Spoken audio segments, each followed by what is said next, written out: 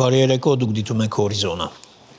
Վարչապետ Նիկոլ Փաշինյանը ընդունել է Վրաստանի պաշտպանության նախարար Իրակլի Չիկովանին։ Վարչապետը կարևորել է պաշտպանության և անվտանգության ոլորտում Հայաստանի և Վրաստանի միջև սերտ համագործակցությունն ու հետևողական զարգացումը։ Զրուցակիցները անդրադարձ են կատարել նաև տարածաշրջանում անվտանգության և կայունության ապահովմանը, նշել այս ուղղությամբ ևս համատեղ ակտիվ հարաբերությունների անհրաժեշտությունը։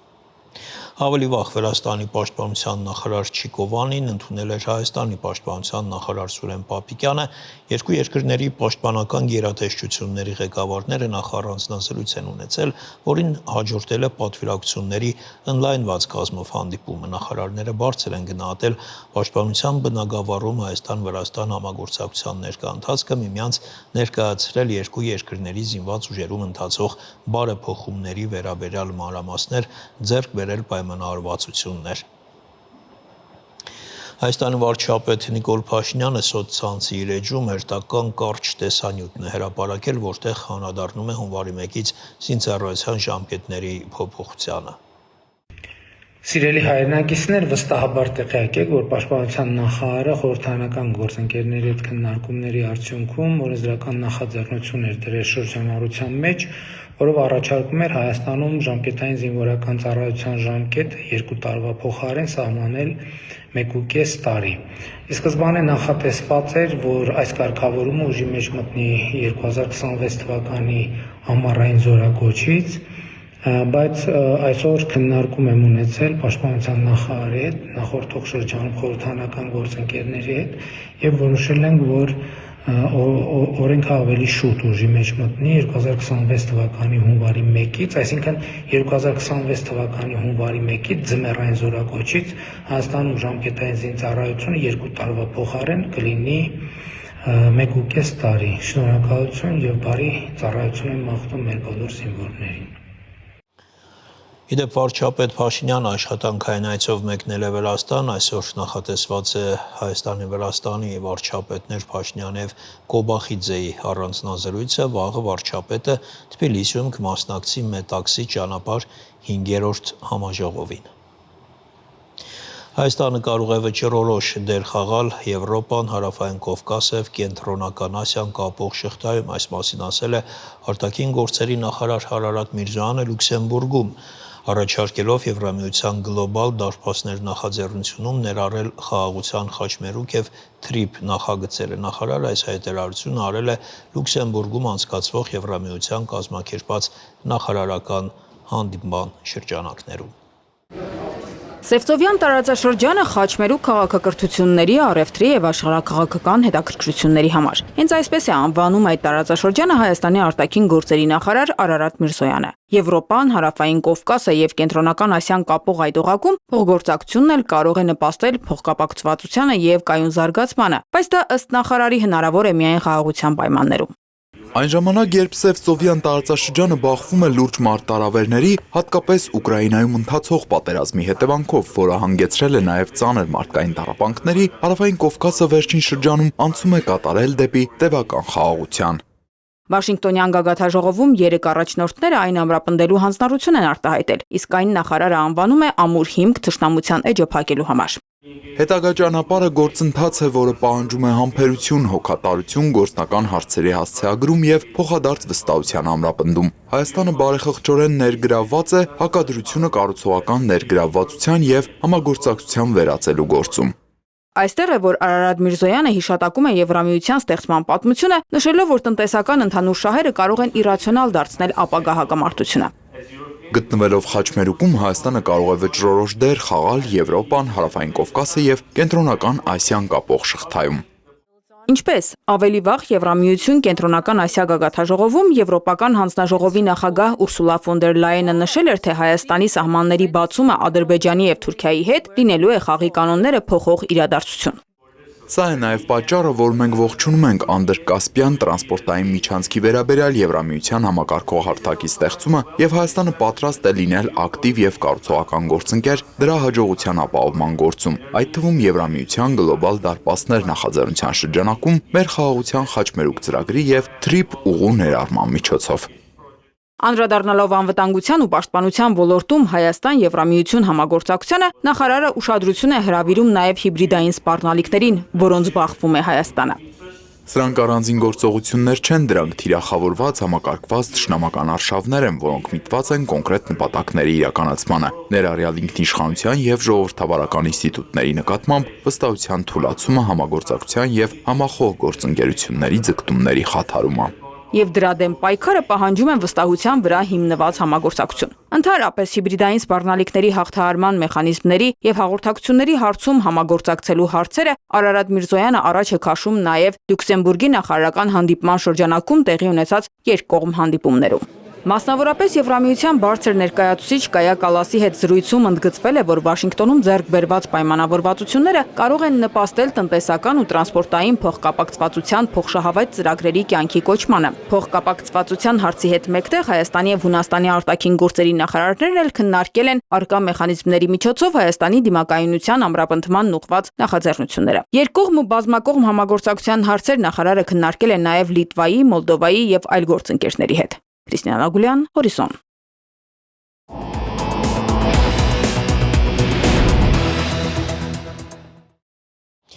Ադրբեջանը բացել է իր ցամաքային տարածքը դեպի Հայաստան բեռների տարանցման համար, այս մասին հայտարարել է Ադրբեջանի նախագահ Իլհամ Ալիևը, թեման շարունակենք Արտյոմ Էրկանյանի հետ, Արտյոմ երևի զգուշավոր լավատեսությամբ պետք է ընդունել այս լուրը։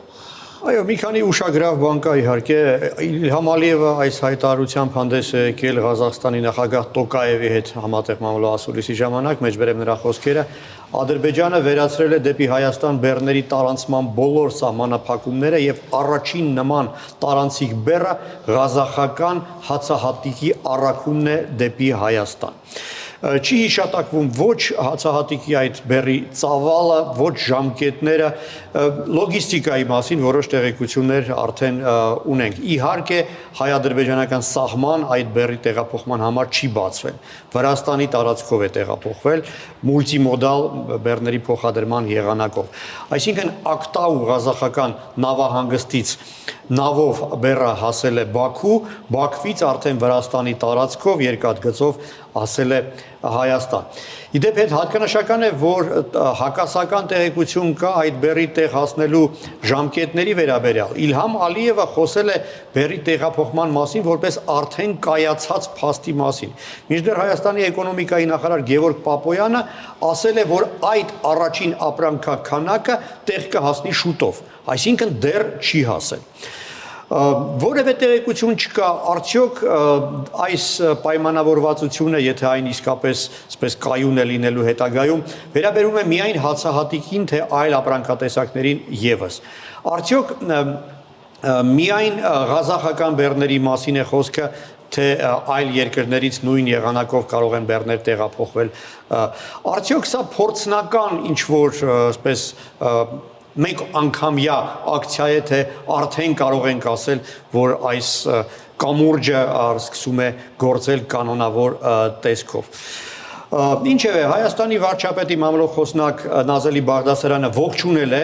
բայց հետաքրքիր է, թե կոնկրետ ինչն է ողջունել։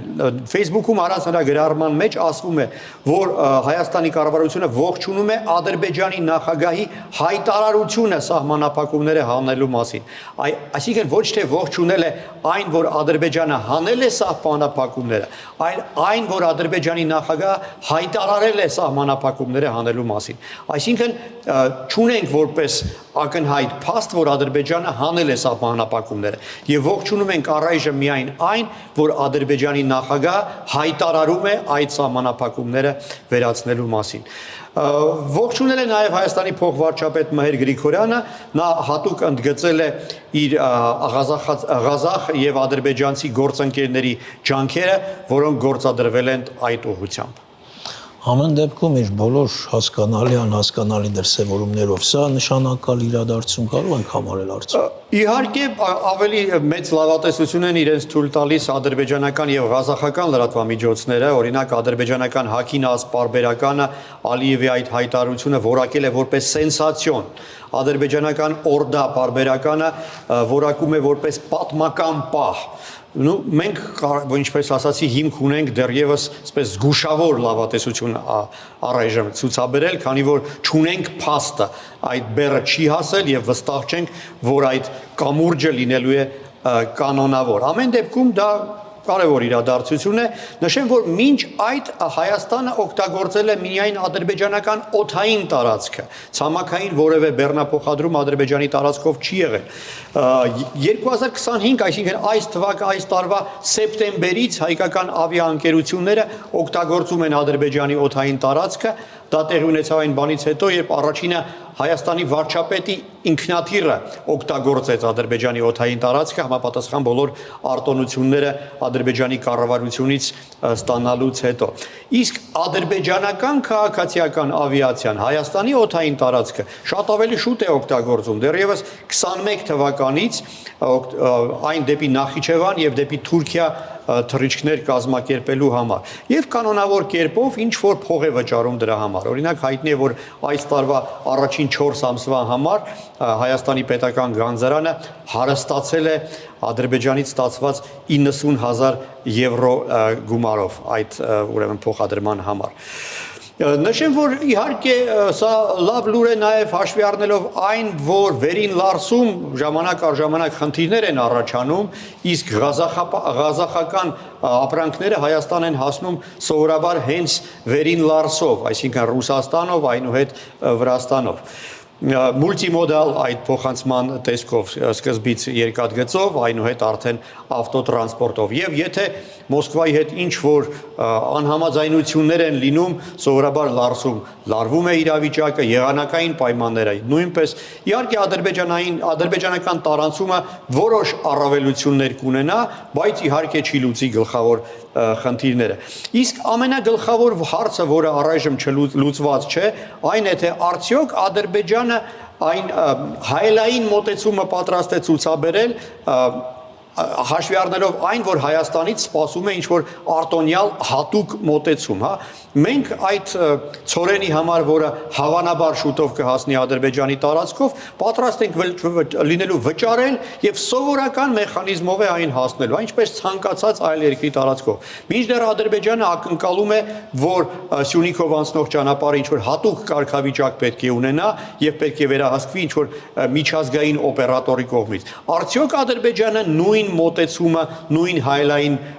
պատկերը պատրաստ է ապահովել նաև իր տարածքով հայաստանյան բեռների տարանցման համար։ Եվ արդյոք հետաքրքիր է Բաքվում ինչպես են այս լուրը մեկնաբանում։ Օրինակ Ադրբեջանի նախկին արտգործնախարար Թոֆիկ Զուլֆուգարովն է հայտարարել, որ այն բանից հետո, երբ Ադրբեջանը վերացնում է ցանկացած տեսակի արգելքները Հայաստանի բեռները իր տարածքով տեղափոխվելու համար, Բաքուն իրավունք ունի ակնկալելու Հայաստանից համապատասխան adekvat մոտեցում։ Սա իհարկե մանիպուլյացիա է հաշվի առնելով այն, որ Հայաստանի վարչապետը բազմիցս հայտարարել է, որ Հայաստանը ոչ մի խնդիր չունի Ադրբեջանի համար տարանցում ապահովելու համար եւ պատրաստ է հաշված օրերի ընթացքում լուծել այդ հարցը, եթե Ադրբեջանը դիմի համապատասխան խնդրանքով։ Այսինքն խնդիրը մեզանում չէ եւ եթե Ադրբեջանը ցանկություն ունենա, այդ հարցը հաշված օրերի կամ միգուցե շաբաթների ընթացքում հնարավոր կլինի լուծել։ Եվ նաև կարևոր է ընդգծել, որ նույն այդ հայտարարության մեջ, որով հանդես եկավ Ալիևը, որում ողջունել է Հայաստանի կոնստրուկտիվ մոտեցումը, Հայաստանի ցուցաբերած քաղաքական կամքը, ինքը հենց շարունակում է իր դեստրուկտիվ հռետորաբանությունը, կրկին հիշատակելով Զանգեզուրի միջանցք մեզ համար անընդունելի եզրույթը եւ կրկին ասելով, որ պատրաստ սպասում է Հայաստանից ինչ որ քայլեր։ Նա ասել է, որ Ադրբեջանը իր կողմից Զանգեզուրի միջանցքը իրականություն դարձնելու համար բոլոր անհրաժեշտ քայլերը կավարտի արդեն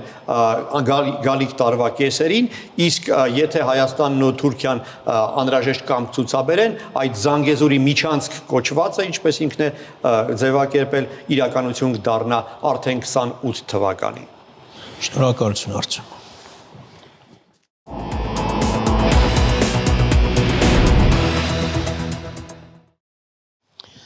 Խորհրդարան այսօր մերժել է նիստերի օրակարգում ընդգրկել վարչապետին ամստահություն հայտնելու մասին ընդդիմության հայտարարության նախագիծը։ Իշխանության եւ ընդդիմության հերթական բանավեճի թեման այս անգամ Գյումրիի քաղաքապետի ձերբակալությունն էր։ Ազգային ժողովի հերթական նիստերի օրակարգը հաստատելուց առաջ ամբիոնին մոտեցավ Պետրոս Մեղերյանը։ Նա Հայաստան խմբակցության նոր падգամավորն է, որը կանոնակարգ օրենքի համաձայն երթմամբ ստանձնեց падգամավորական մանդատը, որից հետո խորհրդարանականները քննարկեցին գլխադասային հանձնաժողովում բացասական եզրակացություն ստացած ընդդիմության նախագիծը օրակարգում ընդգրկելու հարցը։ Ազգային ճգնաժամի եւ կառավարման ձախողման մասին հայտարարության նախագծով հիշեցնենք, ընդդիմադիր պատիվ ունեմ խմբակցությունը ցանկանում էր անվստահություն հայտնել կառավարությանը։ Այդ խմբակցության ղեկավարը նկատեց. Նիկոլ Փաշինյանին վարչապետի պաշտոնից հեռացնելու միակ գործիքը իմպիչմենտն է, այդ իսկ պատճառով էլ նախաձեռնել են այս գործընթացը։ Ընդդիմադիր падգամավորը հայտնեց նաև, որ այդ ձևաթղթի տակ արդեն իսկ առկա է 34 ստորագրություն։ Մամիջանյանը անցյալ շաբաթ հանդիպել է նաև падգամավորներ Հովիկ Աղազարյանի եւ Հակոբ Ասլանյանի հետ, քննարկելու գործընթացին նրանց մասնակցության հարցը։ Այս պայդրությամբ կարող եմ հայտարարել, որ Հովիկ Աղազարյանը եւ Հակոբ Ասլանյանը չեն խոչընդոտելու իմպիչմենտի գործընթացին եւ քննարկումները շարունակվում են։ Շնորհակալություն։ Շնորհակալություն։ Բրավո Հովիկ Աղազարյանին եւ Հակոբ Ասլանյանին։ Այո, շատ ուրախ եմ, որ միմյանց հետ հանդիպում խոսում եք։ Պետաիրավական հարցերի մշտական հանձնաժողովի նախագահը պարզաբանելով, թե ինչու են բացասական եզրակացություն տվել այս նախագծին, հայտարարեց նաև, որ համապատասխան քանակի դիմումների հավաքումը դեռևս բավարար չէ կառավարությանը անվստահություն հայտնելու համար, իսկ փաստաթղթում ըստ Վլադիմիր Վարդանյանի առկա են իրարամերժ բնույթի դատողություններ։ Այնուամենայնիվ, Հայաստան խմբակցությունն իր լիակատար աջակցությունը հայտնեց նախագծին։ Քաղաքացիական պայմանագիրն էլ այն համարեց մեռելածին։ Անկախ падգամավորներ Հովիկ Աղազարյանի եւ Հակոբ Ասլանյանի տեսակետն այսպիսին էր։ Խոչընդոտ չենք հանդիսանա, մենք չենք տորպեդահարի, բայց ասենք այդ հարցի քննարկմանը եւ ընդհանրապես զարգացումներին, բայց մենք շատ հարցեր ունենք քննարկելու դեռ, որոշակի ճանապարհ ունենք անցնելու, մեր համար կան որոշ բաներ բարձրաբանելու համար եւ հետեւաբար մենք ձեռնպակ քվեարկենք այս պահին։ Այսպիսով մեծամասնությունը դեմ քվեարկեց եւ նախագիծը չընդգրկվեց օրակարգում, իսկ դրա շուրջ տեղի ունեցած ելույթները Գյումրիի քաղաքապետ Վարդան Ղուկասյանի ձերբակալությանը եւ նրան առաջադրված մեղադրանքի մասին էին։ Ընդդիմությունը իշխանությանը հորդորեց չխախտել անմեղության կանխավարկածը, իսկ իշխանությունը տեղի ունեցածի համար մեղադրեց խորհրդարանական ընդդիմությանը։ Երեկվա դեպքերը Գյումրիում ակնհայտորեն ցույց տվեցին նաեւ մեկ կարևոր բան, որ մեծամասնությունը բացարձակապես չի ընդունում նույն ժողովրդի քվեն,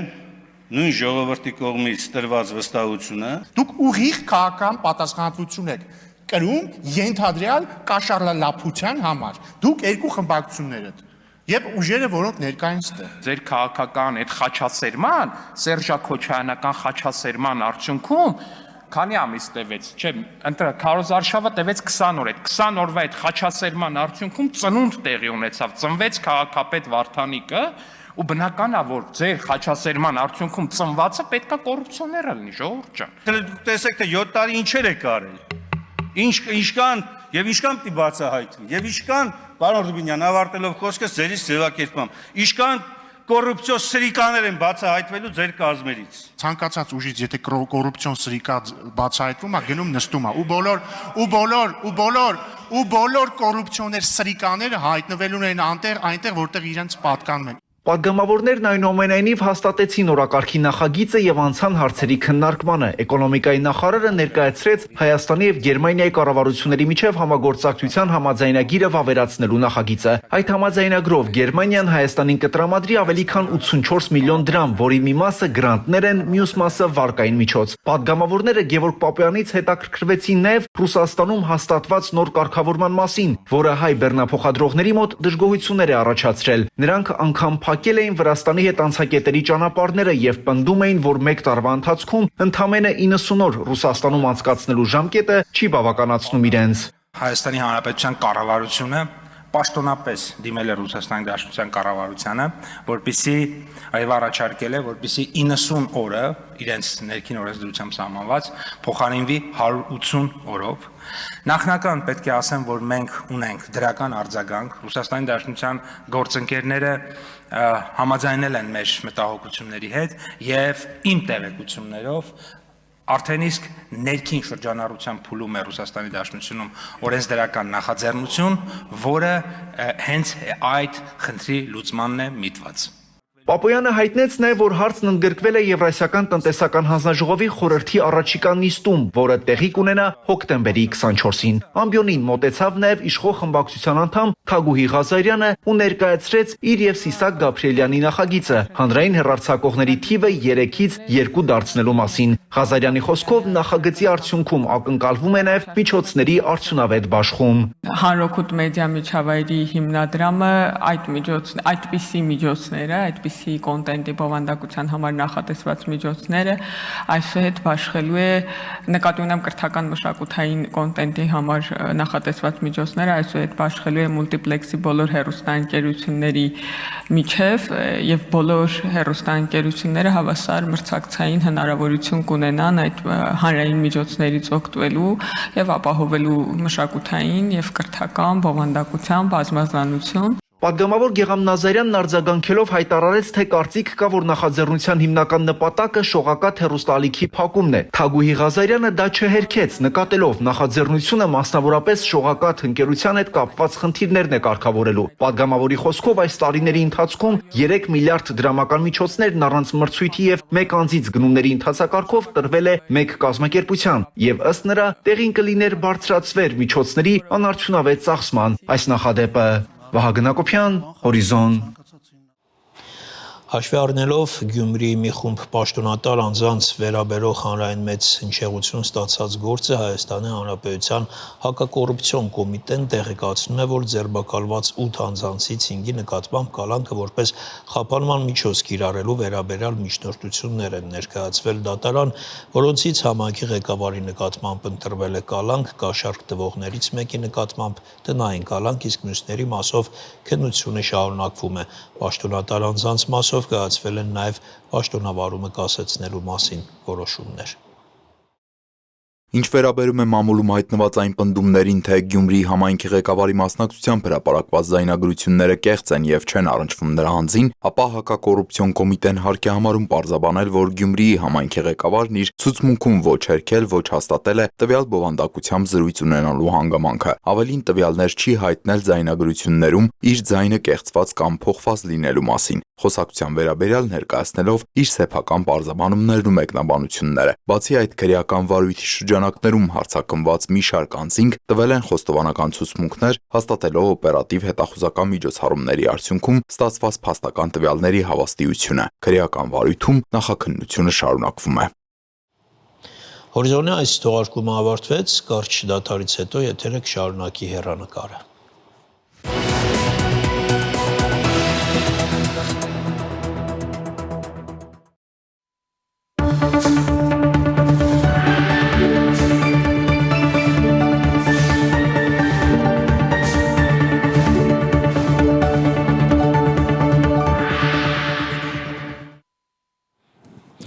Հարգելի հեռուստադիտողներ, հեռանկարի հյուրն է Իրազեկ քաղաքացիների միավորում հասարակական կազմակերպության նախագահ Դանիել Հովհաննիսյանը։ Բարև ձեզ, պարոն Հովհաննիսյան, շնորհակալ եմ մեր հրավերն ընդունելու համար։ Շնորհակալ եմ հրավերի համար։ Գյումրիում տեղի ունեցածը սպասել էր, որովհետև հիմա շատերը ասում են, որ այս ամենը կանխատեսել էր, որովհետև իշխանությունները երկար ժամանակ չեն կարողանա հանդուրժել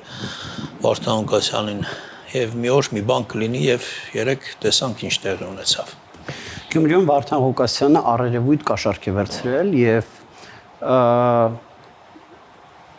կներեք, sense թևավոր պատասխանեմ, թող չվերցներ եւ տեսնեինք ոնց է իր հետևից գալու։ Սա է, որովհետեւ ուզում եք ասել, իրավական գործ։ Եկեք արձանագրենք, որ հակակոռուպցիոն կոմիտեն արել է այն, ինչի համար, որ ինքը ստեղծված է։ Ստեղծված է կոռուպցիոն հանցագործությունները բացահայտելու համար, ինչը եւ երեք արել է, ընդ որում արել է բավականին պրոֆեսիոնալ,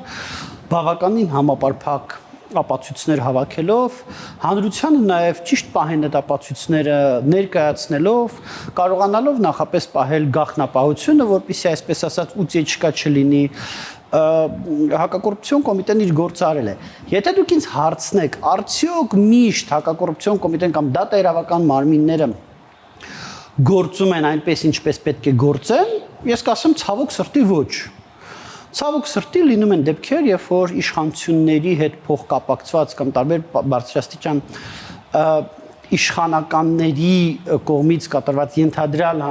կոռուպցիոն դրսևորումները կամ այլ հանցագործությունները պատշաճ քննության չեն արժանանում։ Ցավոք տենց բաներ տեսնում ենք, բայց խնդիրը այդ տիրույթում է, ոչ թե այս տիրույթում։ Այսինքն ոչ թե պետքա ընդդիմադիրների արած կոռուպցիան չհետապնդվի, այլ պետքա բոլորի արած կոռուպցիան հետապնդվի, իշխանությունների մասով, բարձրաստիճան պաշտոնյաների մասով, սա ոչ միշտ ենք տեսնում։ Էլի տեսնում ենք, այսինքն կան դեպքեր, որ նախարար ձերբակալվի եւ կալանավորվի եւ հետո դատապարտվի, կան դեպքեր, որ գերատեսչությունների ղեկավարներ, կան դեպքեր, որ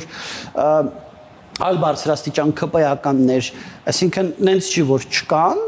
բայց մենք նկատել ենք նաեւ դեպքեր, որ առերևույթ բարձրաստիճան իշխանականների կատարած այս կամ այն արարքը պատշաճ քննության չի արժանանում։ Այս խնդիրը կա։ Հասկանալի է, տեսեք, եթե այս ամենը տեղի ունենար մեկ այլ ժամանակահատվածում, ավելի այսպես հանգիստ խախանդ իրավիճակում, երևի թե այսքան աղմուկ չբարձրանար։ Բայց հիմա էֆեկտը բոլորովին այլ է, որովհետև կարծում եմ հիմա շատ ցայտուն քաղաքական ֆոն կա եւ այդ ֆոնի վրա այս ամենը տեղի ունենում։ Բայց շատ ցայտուն արարք կա։ Ես գիտեք Գյումրիի պարագայում ինձ մի բան զարմացրեց, ոնց կարելի է 2025 թվականից հենց ափաշքարա կոռուպցիայով զբաղվել։ Որովհետև երբ որ մենք խոսում ենք տարբեր կոռուպցիոն դրսևորումների մասին, հանրապետության տարբեր հատվածներում, տարբեր պաշտոնյաների կողմից դրանք շատ լավ քողարկված, շատ նենց գաղտնապահության շատ ավելի բարձր մակարդակով, բարձր սխեմաներ են։ Իսկ այստեղ տարական սխեմա ըստ քննության հրապարակված նյութերի հետևյալն է 1500 քառակուսի մետրանոց շինություն է ապօրինի կառուցվել, այդ շինությունը պետք է կաշառքի դիմաց թղթերով գրեին, որ քանդվել է եւ նորից է սարքվել, արդեն շինթույլտվության հիման վրա է սարքվել, բայց իրականում ոչ քանդվել, ոչ էլ նորից սարքվել։ Եվ հարցը առաջանում է մարդկանց ակնկալիքը ինչ էր, որ ոչ մեկ չի տեսնելու, որ 1500 քառակուսի մետրանոց շինությունը չի քանդվել ու նորից սարքվել։ Լավ, այս ամենը դա շուտ թե ուշ, տեսեք, սա շուտ թե ուշ ջրի երես բարձրանալու էր, շուտ թե ուշ ինչ որ մեկը նկատելու էր, որ մի րոպե թղթերով այս շենքը քանդվել նորից է սարքվել, բայց իրականում այս շենքը ոնց կանգնած կար, նենց մնացել է։ Բայց հակակոռուպցիոն կոմիտեի պրոֆեսիոնալիզմը նաև նրանում է դրսևորվել, որ եթե այդպես է դեպքը բացահայտվեր, զուտ տնային, որ շենքը չի քանդվել, նորից սարքվել,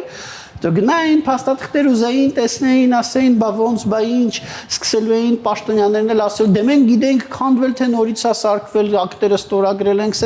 սենց ինչ որ դառնալու էր տարիներով քննվող թույլ հիմնավորվածությամբ կոռուպցիոն հանցագործության քննություն։ Լավ, բարձ է։ Այս դեպքում հակակոռուպցիոն կոմիտեի պրոֆեսիոնալ, չեմ նաև ասում պրոֆեսիոնալ, որտեվ բավականին շատ ապացույցներ է հավաքել, որի արդյունքում ամբողջ սխեման հստակ է դարձել եւ կարծում եմ չեմ ուզում ոչ մեկի անմեղության կանխավարկածը խախտել, բայց ինձ թվում է շատ հեշտ ապացուցող։ Այս ամենը ընտրությունների կամ նախընտրական ինչ-որ զարգացումների հետ կապ ունի, թե չէ։ Ինչ դրամաբանության մեջ եմ ասում, տեսեք, Ընդդիմադիր դաշտում Գյումրի օրինակը շատ լավն էր, ստացված օրինակ էր, որը ցույց էր տալիս, որ եթե կոնսոլիդացվում են բոլոր ընդդիմադիր ուժերը, կարող են իշխանությունների ներկայացուցիչին հաղթել, եւ ոմանք արդեն այս մոդելը, այս սխեման փորձում են հենց մոդելավորել ապագա համապետական ընտրությունների համար։ Եվ այս այո, դրա մասին շատ խոսակցություններ կար եւ դրա վրա քաղաքական բաներ փորձում էին կառուցել բոլոր ճամբարներում գտնվող ուժերը, բայց պիտի հակառակը ասեմ, եթե դու հաղթել ես տեղական ընտրություններ եւ դու մարտահրավեր ես նետում մի քանի ամսից տեղի ունենալիք համապետական ընտրություններին, փորձում ես համապետական ընտրություններ հավաքել ու այդ ֆոնին $10,000 կաշառքես վեկալում, լավ էլի։ Դենց ափաշքարա, Այսինքն այդ մեծ պլանները, որ չգիտեմ, հայրենիքը փրկել, էսրանից, ընրանից, ցենց ինչ-որ մեծ այդ խոսակցությունները սա ջուրը ընկան, մի հատ 4 միլիոն դրամ կաշառքի պատմությամբ։ Հասկանում եք, նաև սա է, եւ սա իհարկե իշխանությունները սրանց քաղաքական Բայց չէ կարող չէ մտնել, որ դապտիներ վերցնելու են։ Բոլոր այն համայնքներում, որտեղ իշխանությունը ԿՊԱ-ականներն են կամ գործող իշխանություններն են, այս երևույթը չկա։ Գուցե այնքան խոշորացույցի տակ չի դիտարկվում, չի զգում։ Իհարկե, ես ասում եմ, այդ խնդիրը կա, բայց ամեն դեպքում նախ չեմ կարծում, որ այդքան ապաշխերա կա, որտեվ Այսինքն եթե հակակոռուպցիոն կոմիտեն լրջությամբ, մանրակրկտությամբ զբաղվի բոլոր համայնքներում, բոլոր տեղերում կարող է շատ ապաշխեր էր, որովհետև ով ուզում է լինի համայնքի ղեկավարը, ուզում է իրավապահ համակարգը լրիվ իր ցանկացած արածի վրա աչք փակի, չնայած Հայաստանում այդ աստիճան վատ չի վիճակը, որ եթե դու իշխանամետ ես, ուրեմն իրավապահները քո բոլոր արարքների վրա աչք են փակելու։ Այդպես չի, բազմաթիվ օրինակներ կան, որոնք ապացուցել են, որ այդպես չի, բայց այդ խնդիրը կա, իրավապահները քեզ այդքան ուշադիր չեն նայելու, ինչքան նայելու են մյուսներին։ Բայց կներեք էլի 1500 քառակուսի մետրան շինություն թղթերով գրել, որ քանդվելու զրոյից սարքվել է,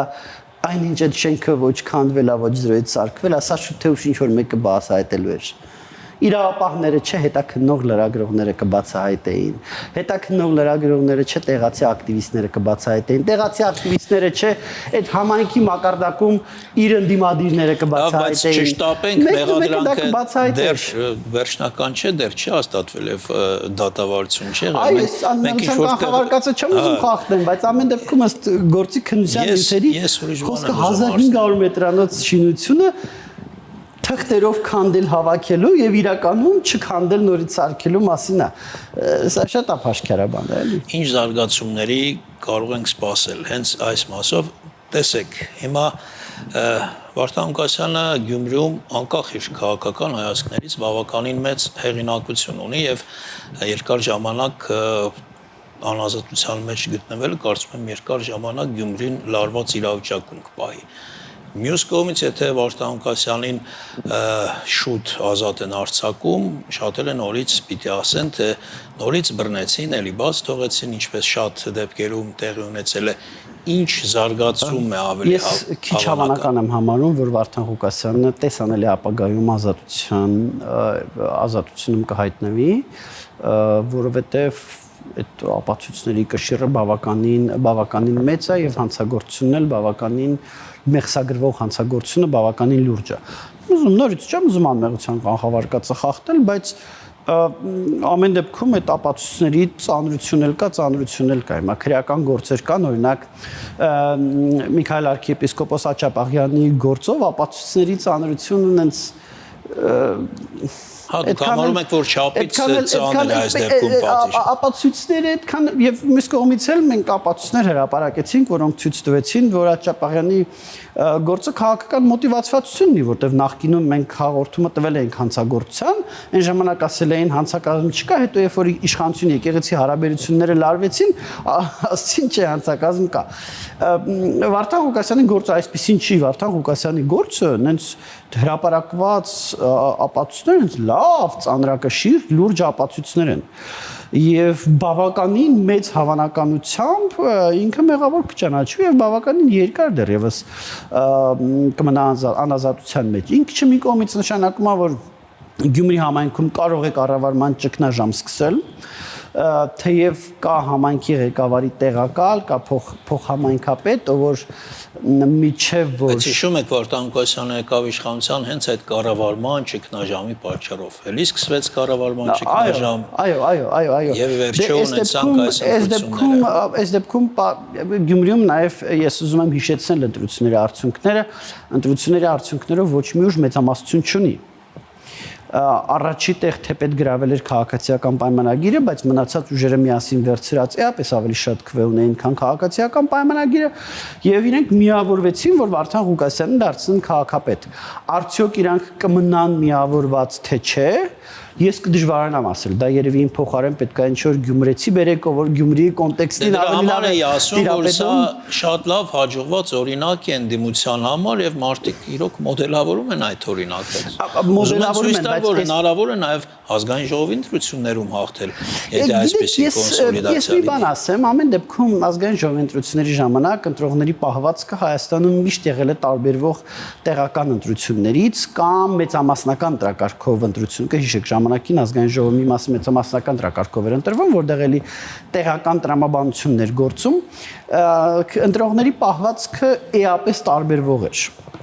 Եվ ընտրողների պահվածքը ես կարծում եմ 26 թվականի ազգային ժողովի ընտրություններում էլ լինելու է շատ ավելի քաղաքականացված եւ ոչ թե լոկալ։ Այստեղ խոսքը այնքան ընտրողներին չի վերաբերում, ինչքան ընտրապայքար մտնող քաղաքական ուժերի միավորմանը, միասին հանդես գալու։ Վերջին խոսքը ընտրողներինն է։ Վերջին խոսքը ընտրողներինն է, սա շատ կարևոր բան է եւ ինձ թվում է, եւ մի բան էլ ասեմ, ինձ թվում է, որ իշխանությունները ինչ են նաեւ փորձում են տարբեր ձևերով, միգուցե երբեմն արհեստական ընդդիմությանը կոնսոլիդացնել, ընդդիմության այդ գիտեք որ հատվածին կոնսերվատիվ, ռուսամետ հատվածին կոնսոլիդացնել իր դեմ, որպիսի ժողովրդի մոտ վախ առաջանա, որ նախկինները կարող են վերադառնալ եւ ժողովուրդն էլ իր հերթին կոնսոլիդացվի Նիկոլ Փաշինյանի եւ քաղաքացիական պայմանագրի շուրջ։ Ինձ թվում է Նիկոլ Փաշինյանը փորձում է դա անի։ Իսկ նաև փորձում են այլ ինչ-որ գործողություններով ընդհանուր լարվածությունը մեղմել։ Տեսեք, օջախ ստեղծվեց Գյումրիում լարվածության, որը կարող է շատ արագ տարածվել, վերաճել, չգիտեմ։ Թվում է իրանք փորձում են լարվածությունը ուժեղացնել։ Վարչապետ Փաշինյանը շատ հետաքրքիր հայտարարություն արեց Facebook-յան էջում ծառայության ժամկետը 1.5 տարի դարձնելու վերաբերյալ եւ ասաց, որ ենթադրվում նախատեսվում է, որ սա ամառը պետք է լինի, բայց հիմա ենք անում եւ ինչ որ կարծես ընդհանուր իրավիճակ մեղմելու երանգներ այս ամենը ունի։ Գիտեք, ինչ է փորձում անել Նիկոլ Փաշինյանը։ Նիկոլ Փաշինյանը փորձում է լայն հանրության հետ պոզիտիվ դիալոգ ունենալ, որովհետև լայն հանրությունն է որոշելու թե ով է լինելու իշխանություն 26 թվականից հետո, 26 թվականի ընտրությունների արդյունքում, հա? Դա չենք որոշելու ոչ մենք հասարակական կազմակերպությունները, ոչ լրագրողները, ոչ չգիտեմ ինչ որ փորձակ, դա լայն հանրությունն է մեծ հաշվով որոշելու։ Եվ Նիկոլ Փաշինյանը լայն հանրության հետ ուզում է լավ հարաբերություններ ունենա, բայց միաժամանակ ինքը փորձում է սրի հարաբերությունները որոշ նեղ շրջանակների հետ եւ նաև սրելու միջոցով իր դեմ կոնսոլիդացնի ռուսամետ եւ կոնսերվատիվ շրջանակներին, որովհետեւ երբ որ լայն հանրությունը տեսնի, որ այդ ռուսամետ կոնսերվատիվ շրջանակները կոնսոլիդացվում են, դրա մեջ կարող է վախ տեսնել եւ կոնսոլիդացվել Նիկոլ Փաշինյանի շուրջ։ Սա ոնց ասեմ, բավականին եթե այդպես է, ապա դա բավականին տենց բազմակայլ ինչ-որ քաղաքական խելացի հաշվարկ է եւ բայց ամեն դեպքում մյուս կողմից պետք է հաշվի առնենք, որ միջև ընտրություններ դեռ շատ ժամանակ կա եւ դեռ շատ բան պարզ չէ։ Դժվար կլինի կանխատեսել ընտրությունների ընթացքն ու արդյունքները։ Պարզ է։ Եվ վերջում, պարոն Հովհաննիսյան, ձեզ հաճախ մեղադրում են իշխանամետ լինելու մեջ, հա, կամ այսպես իշխանության ձեռքերում գործիքի այսպես դեր ծառայելու, եւ այդ մոտիվները սրացրեց ձեր վերջի հաղորդումը, որի հետ կապված հայտնի այդ հաղմակարարույց ձերբակալությունները ունեցան։ Դուք ձեզ իշխանամետ համարում եք թե։ Գիտեք, ինձ թվում է, որ մեզ իշխանամետ համարողներից եւ ոչ մեկ այդքան չի բարձրաձայնել իշխանությունների կատարած խնդիրները, իշխանության ներկայացուցիչների կատարած հանցագործությունները, որքան մենք։ Շատերը քննարկում են այն հանցագործության մասին հաղորդումը, որը մենք ներկայացրել ենք հանրային հեռուստատեսության եթերում հնչեցված բանի վերաբերյալ, հնչեցվածի վերաբերյալ, Տեր Արամի կողմից հնչեցվածի վերաբերյալ, բայց չեն քննարկում այն հաղորդումները հանցագործության մասին, որոնք որ մենք ներկայացրել էինք Տիգրան Ավինյանի, Ալեն Սիմոնյանի վերաբերյալ, որոնք ոչ միայն ներկայացրել էինք, այլ ներկայացրել ենք, հարուցումը մերժվել էր եւ մենք հետո սկզբի դատախազին, հետո դատարանին, հետո վերաքննիչ դատարան պայքարում էինք, որպեսզի քրեական գործ հարուցվեր։ Ակտիվ կերպով պայքարում էինք։ Էլ չասեմ 23 թվականի ընտրությունների ժամանակ Երևանում տեղական կառավարման մարմինների ընտրությունների ժամանակ ինչքան քաղաքացիական պայմանագրի կատարած ինչքան խնդիրների մասին ենք մենք բարձրաձայնել, հետո քաղաքացիական պայմանագրի հետ իմիջիայլ երկար ժամանակ դատվում էինք եւ այսինքն ստեղ ինձ թվում է այդ մարդկանց խնդիրը ոչ թե մեր ներկայացրած հաղորդումն է, որովհետեւ բոլորն էլ հասկանում են Տեր Արամի հայտարարությունը, որ եղավ մեկի եթերում, մենք էլ հաղորդում չներկայացնենք, դատախազությունը իր նախաձեռնությամբ պարտավոր էր քննություն։ Մարդը հեռուստատեսության եթերում հայտարարում է, որ ընտրական հանցագործություն է տեղի ունեցել։ Դատախազությունը պարտավոր է դա քննել։ Ընդ որում անկախ դատախազությունից մենք էլ մեր հերթին դիտորդական կազմակերպություն ենք, չէ՞։ Ոնց կարանք մենք տեսնենք, որ հեռուստատեսության մեկը խոսում է ընտրական հանցագործության մասին, գրություն չուղարկենք դատախազություն, ասենք հարգելի դատախազություն, բա դու սրա հետ կապված ինչ ես անում։ Վերջո Տեր Արամին այսօր կարկալույց արեցին։ Մեր ժամանակն էլ սպառվեց, պարոն Իվանյան, շնորհակալ եմ հրավերն ընդունելու համար, այսքան հարգելի հեռուստատողներ, մեր հյուրն էր Դանիել Հովհաննիսյանը։